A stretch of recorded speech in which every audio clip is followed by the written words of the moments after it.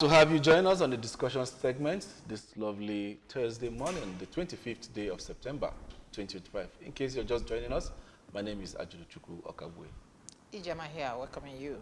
Yeah, we want to begin by telling you that the topic we have for you today concerns you, concerns me, concerns everybody all around, and it's centered about health, on health. Pharmacy and the future of healthcare delivery in Nigeria, the 2025 World Pharmacist Day. Yeah, today it is, but then with the theme, pharmacists as gatekeepers of safe and accessible healthcare delivery. Yeah, healthcare delivery. Over the years, Nigeria seems to have been, will I say, the beehive, the center for illicit fake drugs, expired, name it, everything. This was like the junkyard until there was a radical shift in the paradigm that was engineered by the former DG of NAFDAC, talking about Professor Dora Akunyili, and she came in and said, enough, that people can't be dying at the expense of some others making money. And there was a huge sanitation in the manufacturing of pharmaceutical products and the importation of it into the country. And then there seemed to be a little bit of stability over time. Things have nosedived again, and then we're having issues with fake drugs and the rest of it all. This morning, we'll definitely be talking with pharmacist Kingsley Onyekachuku Idimobi, and that's Vice Chairman, Association of Community Pharmacists of Nigeria, Anambra State Chapter. Good morning, Kingsley. Yeah, good morning. Glad to have you this morning. Thank you. Glad to be here too. Welcome. Thank you. Yeah. Have you seen my MD? Do you know him? Yes, I do. Are you, by any chance, related? No, we're not. Okay, because you look alike. No, we're not. Okay. Thank you. Okay, let's go. Yes, we've heard the intro, how it all started. And first of all, before we get to what we have today, I want to find out why the exploit that Dora Akunyili made, why we find it difficult to sustain it. And perhaps that's why we're having this decay in the pharmaceutical sector that's spurred. Is there anything you know that, you can say that that couldn't allow us to sustain the progress that she made while she was there? Okay. Thank you. I would say that the progress actually she made is being sustained. I wouldn't say it has not been sustained. It's a journey. It's a continuous process. I would also like to point out the fact that when you talk about fake and illicit medications, yes, and the control of it, the NAFDAC, the agency cannot alone do the job. Do you understand? So when Dora was was there as the DG, she did a fantastic job. But as of then, there were no. As the day goes by, the number of pharmacists who are now in the playing field, who are helping those agencies do the regulation, are increasing. So the more they turn out, the more the agencies, because the pharmacists are like the tools who helps the agency to do the regulation. Do you understand? So I wouldn't say the growth she made is not being sustained. The only thing I would want to add is that more job needs to be done in making sure that the journey is continued and then it's remained progressive. Okay, thank you very much. Now, you will tell us who is a pharmacist. As I want to become a pharmacist. What will it take me to become one? And what is the function of a pharmacist? Okay, a pharmacist is, a pharmacist has a vital role in the healthcare practice. A pharmacist is the person who plays, if it's in a football setting, you say he's the number 8. He plays the midfield. He makes sure the tempo of the game is stable. Do you understand? He's like the stabilizer between the doctor and the nurses.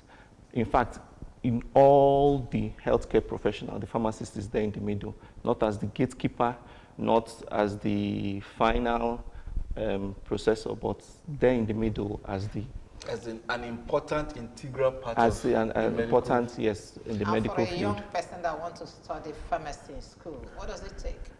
Okay, it's okay now. As if you're allowed to campaign to young people to lure them to study pharmacy. What is going to be your encouraging word to them? Okay, pharmacy profession is very vital in Nigeria. Like we're talking about fake drugs and drugs that are not illicit drugs. You understand? So pharmacists, we need more pharmacists. You understand? Because pharmacists, there are several roles that pharmacists play.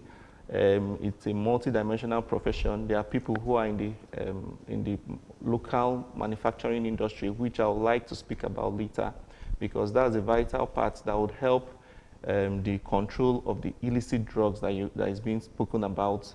Because when you talk about importation of illicit drugs, that is many of those drugs that we are talking about that are this thing, many of them are being poured into the country from outside. So We'll still get there. okay. Now, talking about illicit drug and then the way things are in Nigeria. Globally, Nigeria is respected. There was a documentary I watched, and what will happen in most of this Western world if Nigerians were off the system, especially in the medical system, and you find out that Nigerians dominate the nursing, the doctors, healthcare giving, and the rest of it all. That's abroad. But when you come down to Nigeria, Nigerians are the ones responsible for bringing in bad drugs, all in the name of wanting to make money. What do you think? What is that paradigm shift that makes Nigerians abroad enterprising, wanting to do well, but the ones in Nigeria are bent on killing us by bringing in these substandard drugs, things that cannot be accepted outside the country. But you find them here in Nigeria. Okay, basically I'm going to use Anambra State as a yardstick here. Please do. Do you understand? Okay, so it's not the pharmacists bringing in these drugs. But they need the pharmacist certification in order for these drugs to come in. I'll- I can't, as a broadcaster, I can't go and bring in Panadol Extra into this country without a certificate, a backing from a pharmacist. Okay, so basically, the crackdown that NAFDAC just did some months ago at the bridgehead was very essential to the growth and sustainability of authentic medication in the streets. Do you understand? And I would also say that something else that could happen, like I had always been saying, that it's a journey, is what Professor Chukwuma Soludo, the governor of Anambra State, has assured that the market, the drug market, will be moved to a more sane and secure environment at Oba. That's the new where the new site will be. Moving into that place, I am 101% sure that if that movement is executed, that the illicit drug in the street is going to drop by at least 30 to 40 to 50%. Why? Because at that junction, if you've been to that drug market before, you see that, number one, because what we talk about fake drug, necessarily, sometimes it doesn't mean that the drug itself is fake. It also involves the storage. When a drug which is supposed to be regulated under a particular temperature is kept inside a container or in a small space where ventilation is bad, or a drug that is supposed to be, or that is not supposed to be exposed to sunlight is being packed under the sun, because the person who is handling it doesn't care about what he knows is that he has these goods and he's about to sell it. Is it not written on the carton that this thing should be preserved under this condition? That's now the issue. That is why we are saying that it's important that the market is moved into the permanent site, so the regulations can come in. Pharmacists too would also play a vital role, where as our association, our Association of Community Pharmacists, and then the PSN and other groups, pharmacy groups, we are not going to now sit down, because as of when the market was constituted so many years ago, there were a lot of those. In fact, it seemed like people were yearning for medication, whatever it is, give us, let us drink, because there were no participation, you understand, at that point. But now, We are now in a different century, and then we have access to information and other technologies that could help, do you understand? Even the human resources too is now available. And we're also happy that we have a governor who is hell-bent to actualize that. So I don't see anything holding us back this time. No, NAFDAC did a raid, and then we heard that drugs worth trillions, Yes. were vandalized. But we didn't hear of cases of people jailed or people facing, people are in court and they are maybe facing charges for importing fake drugs and the rest of it all.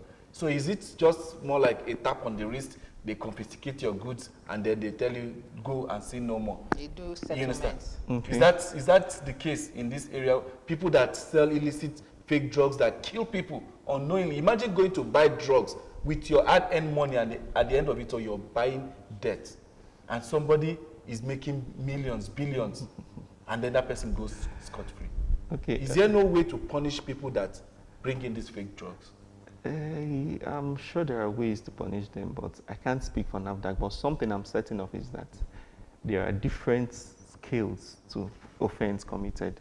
I'm sure some people were qualified for a fine who had paid theirs. Some people were mandated to now sort the services of a professional because of the kind of medications they handle. While I'm sure some people are currently in court now, and NAFDAC should be able to answer that better off, to know people who are qualified to be sued to court, and then what the outcome, to be jailed, what the outcome of that is. Okay. Let's get down to the theme of this year's celebration as we gear up for the celebration of World Pharmacist Day. The theme says pharmacists as gatekeepers of safe and accessible healthcare delivery. Now tell us, what does it mean to be a gatekeeper? Perfect. Okay, to be a gatekeeper means to be the custodian. You understand? To be the custodian of safe medication in the country. That boils down to everything we've been talking about, and then our vital role in healthcare delivery. Just to mention of the roles of pharmacists in the society. You have pharmacists who are in the industry, manufacturing. You have pharmacists who are in the academics, training, the academia, the lecturers who are still training the young pharmacists, upcoming pharmacists. You have pharmacists who are into research, coming up with medications and new form of delivery, medication delivery. Then you have the community pharmacists too.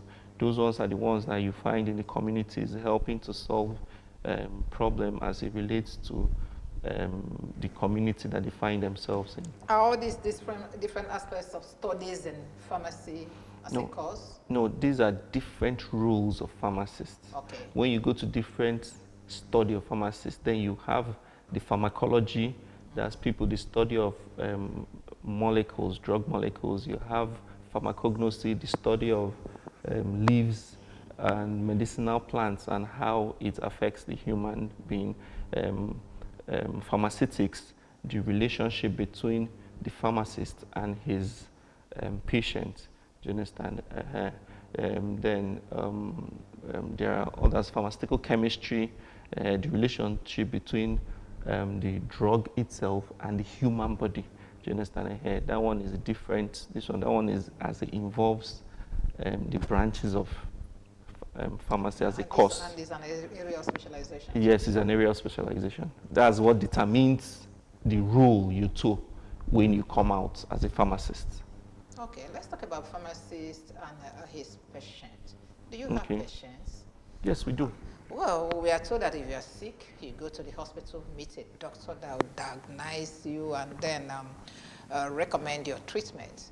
Maybe at this point now, he will recommend drugs that you buy, and then the pharmacist comes in. So I want us to look at the relationship between the pharmacist and the doctor. These days, some people bypass doctor and go straight to the pharmacist. Okay.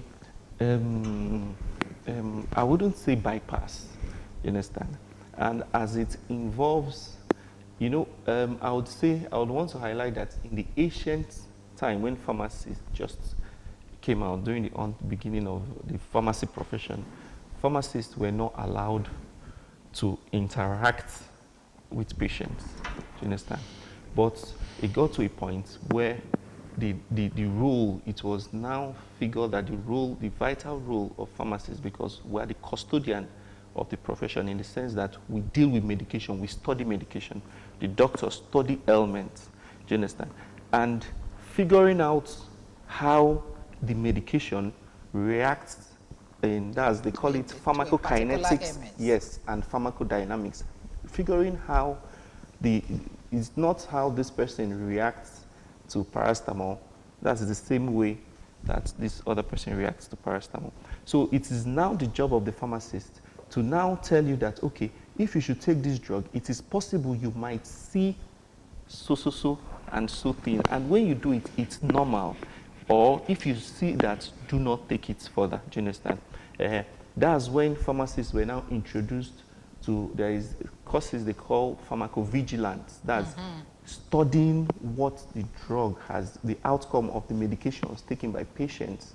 Do you understand? Different patients, compiling it, and then using it to help other patients that will come in future.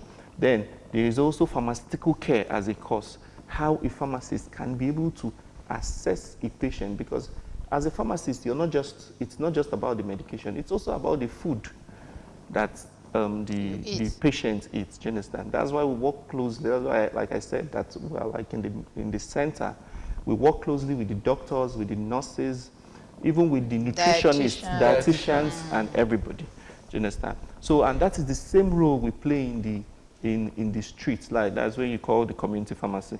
It doesn't mean we're bypassing the doctors. We have a role there where we interface. We see the person sometimes. Okay, take for example, you see a patient who has been taking lisinopril, it's a BP medication, and then he's coughing. Every night he'll not sleep. He'll go and be thinking he has cough, maybe cold has entered his body. But then, the time of the day that he notices that might not be favorable for him to go to the hospital. Then he walks into a pharmacy, he sees the pharmacist, and he tells him, okay, you've been taking these medications, and is lisinopril in the drug you're taking? He said yes. And I said, yes, that could cause night cough. So you don't need any other medication. What you need is either you substitute the lisinopril for a different medication, or this is what you do. And the person gets himself. Do you understand? But when it's a complicated situation, we are not, the role of the pharmacist and the doctor cannot be compared. They are separate roles.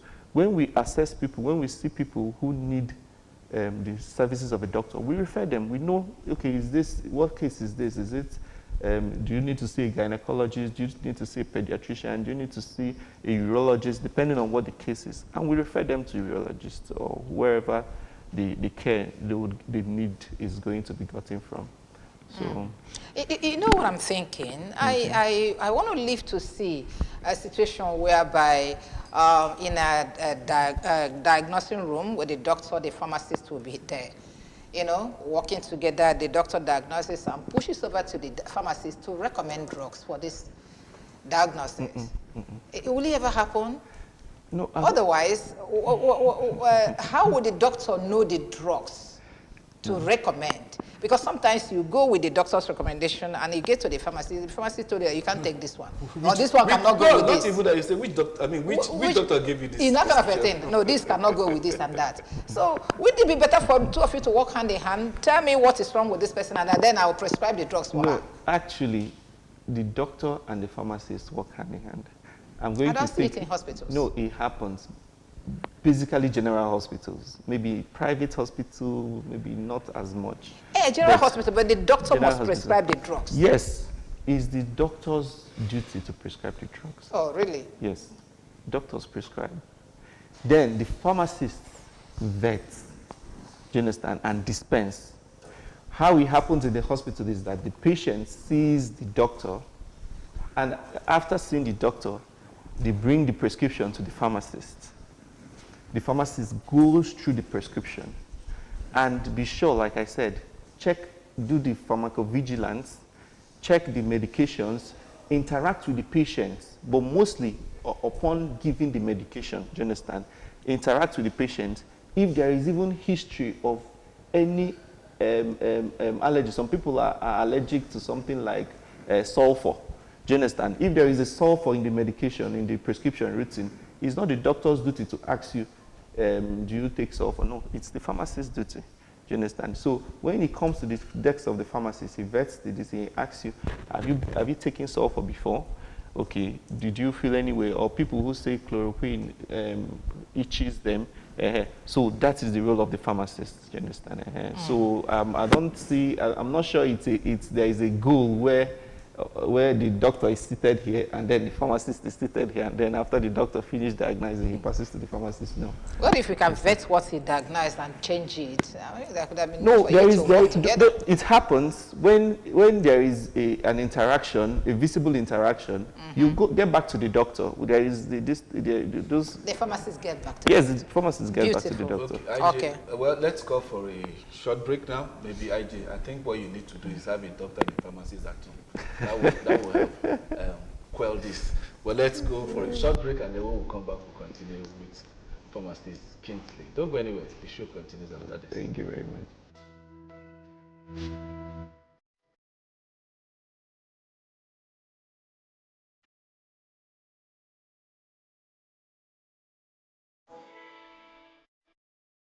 Glad to have you join us, and then let's continue with Kingsley, Pharmacy Kingsley Onyekachuku, where we're talking about the pharmacy and the future of healthcare delivery in Nigeria.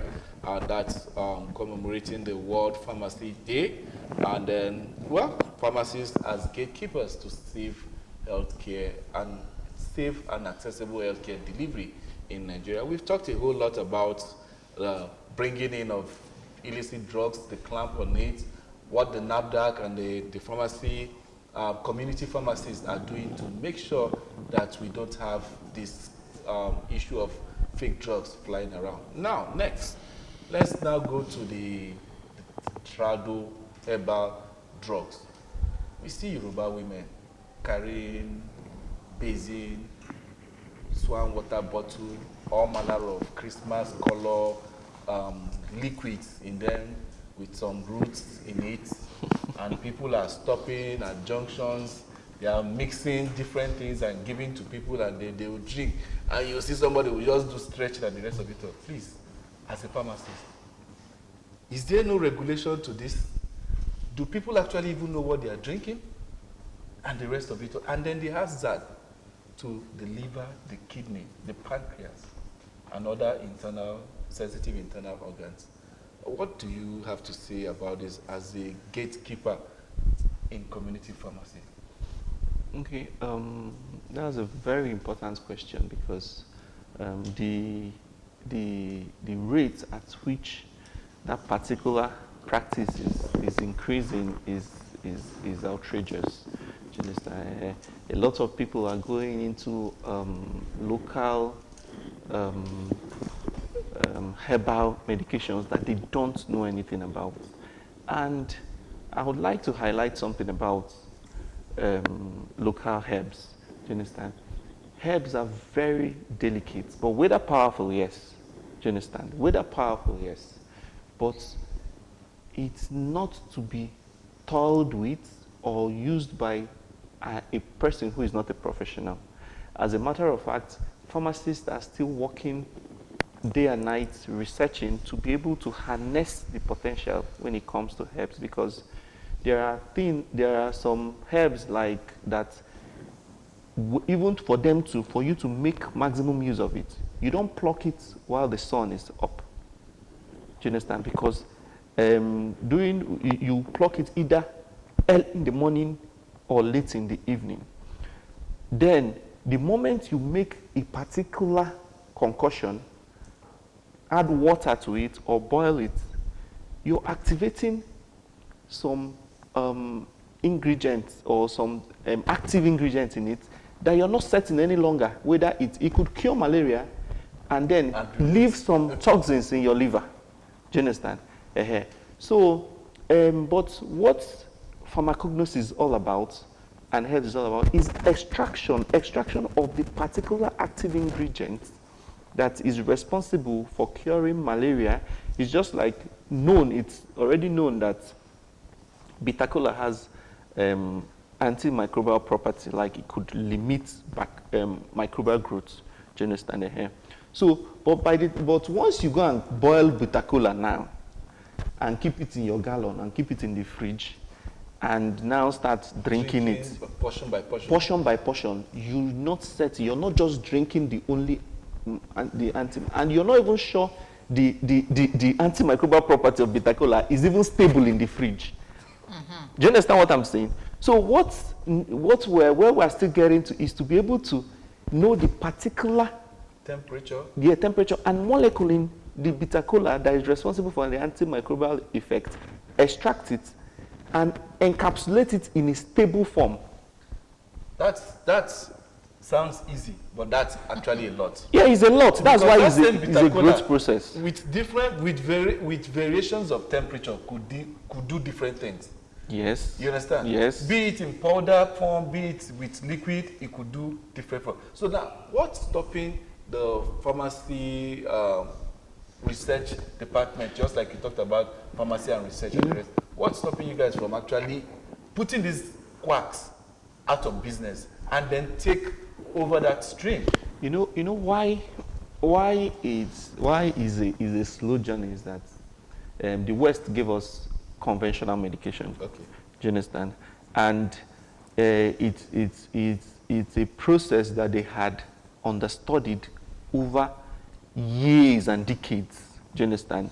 When you take an overdose of maybe some patients or these patients will call me, my son, I left this particular drug mistakenly, and my son went to ingest half of the bottle. What do I do? So far, it's a conventional medication. The study has been done, and there is a solution for it. Even people who take bleach, hypochloride, kids who take hypochloride, once they take it, there is already poisons and antidotes. Do you understand? Already established and kept in some of these pharmacopoeias. Do you understand? So, but when it comes to traditional medicine, traditional herbal medicine, many people who practice that currently now are doing from the practice that their great-grandfather gave them. And they are following up on that. So, but now, I think if I'm Professor, not certain, but I think Professor Morris is working on, he's working on the research on traditional herbal medicine alongside a lot of other reputable pharmacies. And even especially Ghana, I must highlight that Ghana is doing a very good job in herbal medicine. Do you understand? But I am sure that in coming years, a lot of M&B too, some other reputable companies are coming up with some herbal medicines that has been, the safety has been established, because what is important about herbal medications is the safety. Do you understand? It's the safety. The safety. The safety is important, but why people are actually patronizing it more, it's because it's far cheaper. Yes. Now, the fact that it's far cheaper could equally be endangering a lot of people. Yes, and that is where it worries a lot of people. Like now, take for instance, a friend of mine had an accident. He was unconscious, and he was taken, he broke his leg, and he was taken to a traditional bone setter. He was traveling. So these were passerby. I think he was traveling from Warri to Lagos. He had that accident, and then they took him to a tradition. He woke up, according to him, 3 days later, and he was in a shrine. You know, sir, he woke up and saw himself in a shrine. And the man was performing some rituals in order to heal. Like, he brought a chicken, I think he hypnotized the chicken, broke the chicken. This was a true life experience this guy was telling me. And then the leg, somehow, he was able to move the leg, but the leg was actually broken, bandaged and everything. And he said when he left that place, people were coming there, they had patients. It was like a maternity kind of a thing, because you come in there, and then after a while, he left there. But he had the leg didn't heal from the hip because somebody that had 2 straight legs, all of a sudden, one leg was now longer than the other. What the guy told me is that he doesn't know the magic these people do, but the speed at which he got healing was surprising to him. As in the pain and everything, just imagine seeing heavy scar on your leg, but you're not feeling pain, you're not feeling anything. He now said that if these people are encouraged, government will come and encourage them, they can transfer this knowledge and modernize it, like we see China and some other countries are doing. China, India. Exactly, China, India are doing, and they merge it together, and it will serve the masses. Now, do you know how much it will cost you to go to orthopedic hospital for a broken leg? They would have even chopped the leg. You understand? You say you go to orthopedic, go chop the leg. And maybe they would have chopped the leg because they will tell you gangrene and the rest of it all. You know, that kind of thing. So now what I'm trying to say in essence is that when we have challenges like this, bearing the nature of where we are in this part of the world, is there no plan, just like you talked about Professor Morris, and the rest of it, and the rest of it all, can't we borrow a leaf from these Asian countries and merge this thing together for the betterment of Nigerians? We can, and like you said, you want, or you guys still want to be dominating the entire? Okay, these Trado people are quacks. You people are the real people. Is that what you guys are battling? No, you know, it's not about quack, and it's not a battle. There are people. Your friend might be lucky, but there are people who had gone there and eventually lost their legs because why you just mentioned that orthopedic will cut it off. Why orthopedic usually cut it off is that some people will go and spend, when it happens to them, they will run to those quacks first and spend the reasonable amount of time that was supposed to be used in saving their leg in the quack. The quack will be rubbing mud, gathering microbes and be using it to cover the wound. Some people get lucky and come out with their leg because one thing about God, because we cannot take off the fact that God is in heaven. Do you understand? Yeah. One thing about God is that God created the human structure in a way that once anything is wrong with it, it's working tirelessly to fix it by itself. By itself? By itself. Without medication? Without medication. That's why the mad person on the street will have malaria and then eventually it will go. You see fever. Fever is the body's response to microbes. When the temperature is going high and high, it's just that at some point it might now affect the body because it's battling, maybe if the microbe should overpower it, but the body itself, the structure of the human body was designed to fight any issue. That's why when somebody has a cut, you're bleeding, the body is already working to stop the bleeding on its own, even if nobody helps. So some people who go to the traditional bone setter, I'm not saying that some don't know what they are doing, because some they'll tell you that it's his forefathers that it was with. It's purely traditional. Yes. Purely not I'm not disputing the fact that I'm not disregarding the traditional bone setters or traditional this thing. Do you understand here? But I'm telling you that some of those people who eventually land in, orthopedic in Enugu, and then they tell them that this is your leg, nothing can be done about it again, are people who had wasted valuable time. I have a friend, he's also a pharmacist, who, while he was repping, he was in an accident. And his hand, like this bone broke. Bah! As in, you see it's dangling. Anyway, even if you want to use it and tie your head, you would. He went to an orthopedic doctor, and within less than 6 months, he could reuse his arm without any bacteria. Amputation. Without any bacteria being introduced to the system, without any this thing. When you watch those people who go to those traditional medicine, this thing, if the bone, what happens is that when it shatters, they are not able to heal it. There are degrees to what they're able to do. When the bone shatters... Okay, was that why the leg became short? That's why it's shortened now. When it shatters, they're not able to handle that one. But when there is a crack or dislocation, normally when there is a dislocation, once you fix it back, the body starts, the ligaments start healing, start coming together. Do you understand? Okay. But when it is severe, trust me, those bone setters, it's an orthopedic doctor that will have to cut out the flesh, the bad part of the bone, either join with this thing, and then the body now, the bone now comes together to heal together. That's a very full healing. You're not an orthopedic surgeon. You're a pharmacist. You're a pharmacist. So let's dwell in your vineyard, please. You guys And then, digress. talking about traditional medicines, I think one of the reasons why most people now indulge in traditional medicines is because of the efficacy of the orthodox medicines.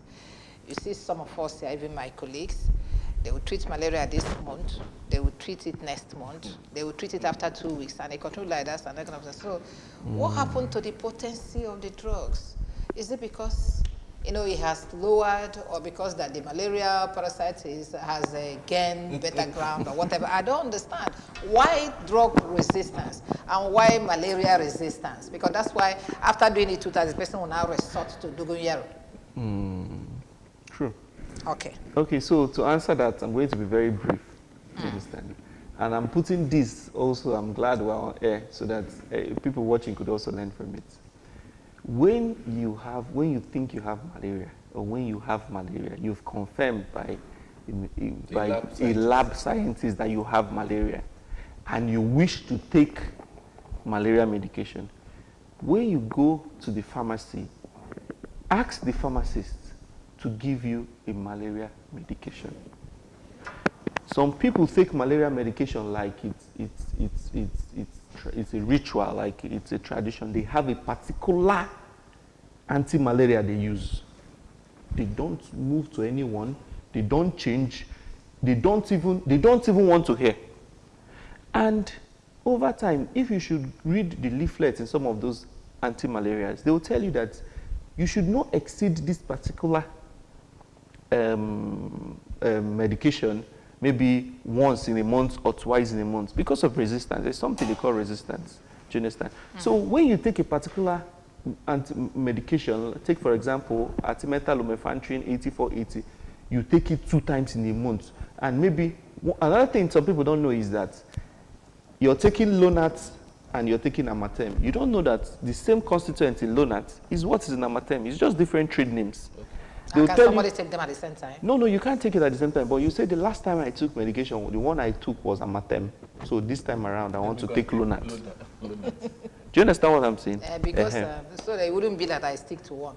Yes, but you're still sticking to one because they're the same constituents.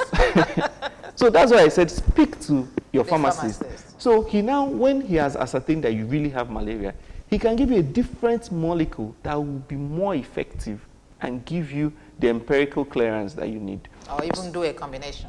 Yes. That's you now going to the pharmacist with the lab result. Is that it? Yes. Or just telling him, okay, this is what the lab result said. Does he need to see? They diagnose.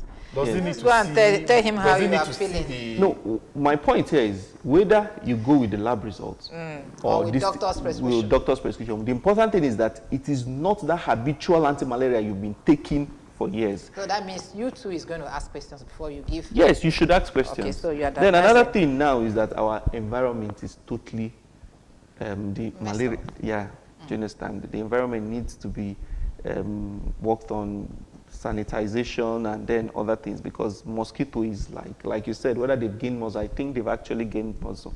Yeah, because some parasites are now so stubborn that they don't just easily. They don't just live. So it's not just drug resistance. It's just that the parasites are stubborn. Yes. So very the stubborn. environment needs to be Okay, sanitized. and we don't have enough time. We would have talked about this malaria and how do they call it? You have malaria and typhoid. You know, this usual language. Of course, the pharmacist has told us here there's nothing like that. That is just malaria resistance. Okay, but for want of time, you are the vice chairman, Association of Community Pharmacists of Nigeria, Anambra State. Yes. I want to ask you, do you have anything you are preparing for this celebration that we invited you here to talk about? Is there anything you guys are doing to? Yes. Okay. Actually, my chairman, who I'm representing, that's the chairman of Association of Community Pharmacists, why he was not able to be here is that we're preparing jingles. We're going on sensitization, free blood, sugar tests, monitor, BP test, and then sensitization, because sensitization is really important. Do you understand? Yeah, informations, like they say, information is power. Yeah, informations that when shared could save multiple lives. Do you understand? So we'll be going. We have plans of. And what's the name of your chairman? Okay, the name of my chairman. Okay, Izuchukwu Enendo. Okay. Pharmacist Izuchukwu Enendo. Okay, fine. So Kuzak. So are we going to be getting Any test for us? Any test for us? You know? Yes, we would see what we'll do about that after the show. It's supposed to be part of the celebration now. You didn't even care to even say, okay, No, but while we finish with these guys, but let's test them. I'm sure you've gotten one or two notes from our conversations today that would serve you. You've learned a thing or two. Yeah, Yes, but I need to do physical tests. No, sure. That one can be arranged. Yeah, because there was one we used to one of your colleagues not too long ago, and he said that we shouldn't just be sitting down for too long. That there are times when you sit down, you stand up, walk for like 5 minutes. And that was exactly what I was doing the other time. And then when, as an elderly person, when you wake up in the night to go and pee, you don't just wake up and stand up immediately. You understand? Because it's said that the blood would have gone down sometimes and then it's in there. So that's why you hear some people not tetola. So we advise. Age brackets? Is this peculiar to everybody? Well, conditions, peculiar to conditions, you understand? But mostly, so when you wake up, you sit down for a while and then get up. So you don't slump. Okay, we've heard that from Kingsley Onyekachukwu. Even though Kingsley was being political about some of the questions, we don't say that I'm political. It's okay, no problem. You will come back. Okay, thank you, Pharmacy Kingsley Onyekachukwu Idemobi, and that's the Vice Chairman, Association of Community Pharmacists. That is Nigeria, Anambra State Chapter. Thank you for your time this morning. We learned a thing or two about pharmacy and then the way you guys work. Please help sanitize the Nigerian medical space, as in drugs and administration and the rest of it all. We really need it. It's so pathetic and painful that you go to buy drugs and you're buying what will kill you. I also want to say thank you and then wish you well in your endeavor and then your commemoration of the World Pharmacists Day with the team, pharmacists as gatekeepers of safe and accessible healthcare delivery. Well, that's the show for now on the discussion segment. Up next is Catch the Bus. Don't go anywhere. We'll be right here.